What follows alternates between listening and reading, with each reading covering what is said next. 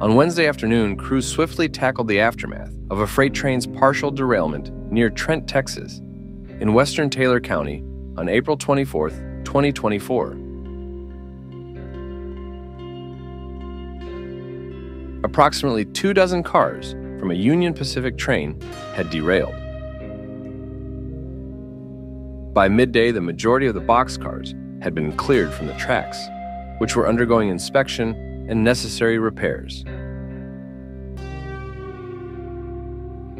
Sergeant Mardi Hargis, the public information officer for the Taylor County Sheriff's Department, stated that the derailment occurred about half a mile west of exit 264 for Noodle Dome Road and was reported to their office at 7:44 p.m. the previous Tuesday.